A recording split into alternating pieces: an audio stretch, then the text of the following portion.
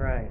So I heard a story being told. Well, it's a story, but it's a true story of a woman who she was in church and she got pregnant 10 years ago outside of wedlock, which is pretty common, right? So it had me thinking, because she was being judged even 10 years after. They were like, all right, she made a mistake, and so she must take the back seat and she must remain on that back seat. So it had me thinking, um, how long should someone take a back seat, or should someone remain in discipline when they have done something wrong? And this is not a church thing, because I'm thinking, um, people who don't claim to be Christians or don't attend church, and there goes my equipment, my foam equipment for push-ups. This is throwing everything away. Anyway, um,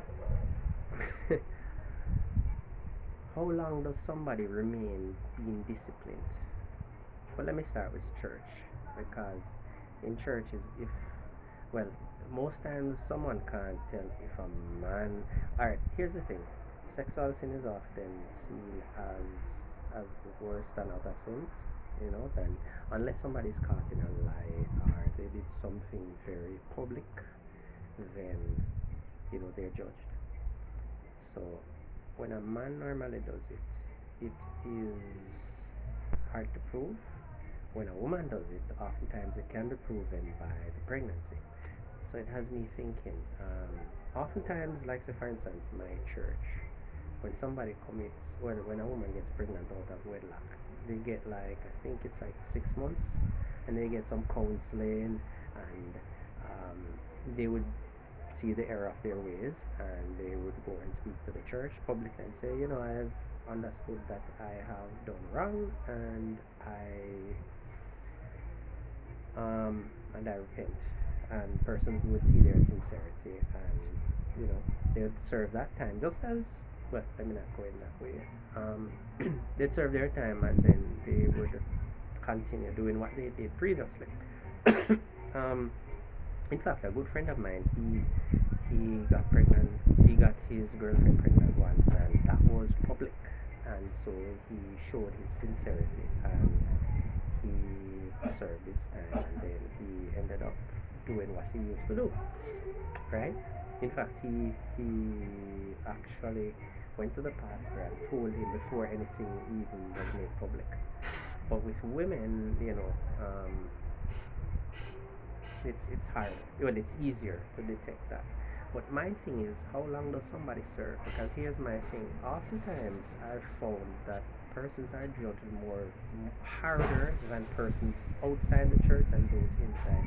So if somebody got a child, 10 years later, the person outside the church would be criticized and say, oh no, that woman has a 10-year-old son, she shouldn't be in church, and she's not married.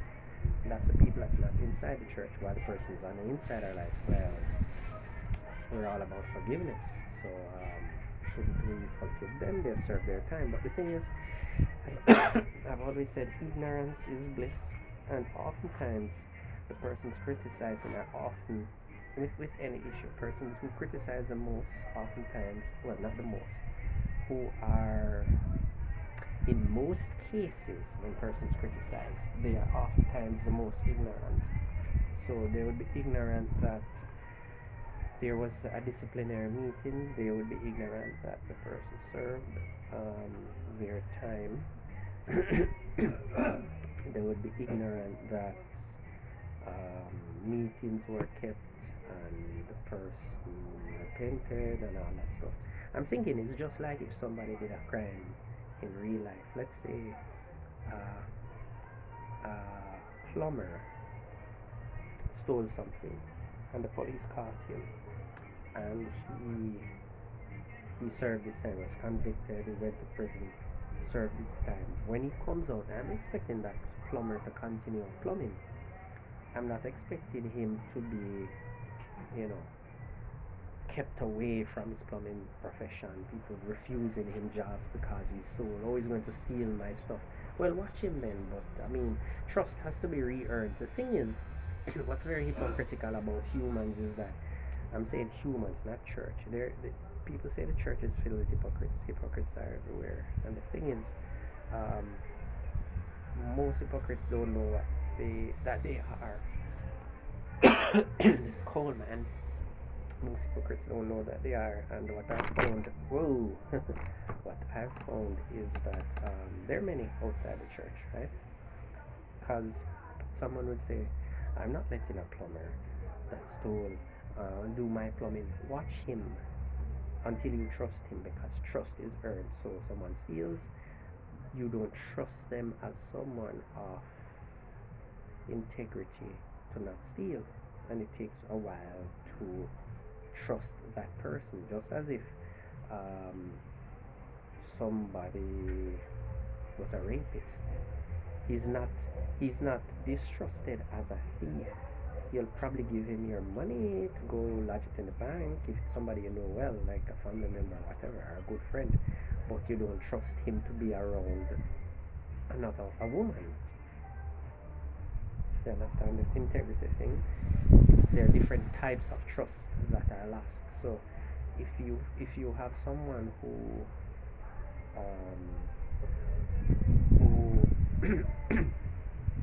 did insider trading, right?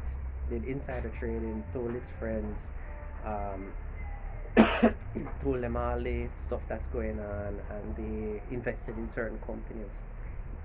When that person comes out of prison, you will not tell that person your confidential information. You have personal problems. You're not going to tell him, because you're going to say this person is a gossip. Essentially, that's what insider trading is. It's gossiping. It's telling people the secrets on the inside. So insider trader is just like somebody, is just like that aunt that always tells their business to her friends. That's But you would probably give that person your money to go lodge in the bank, because your trust is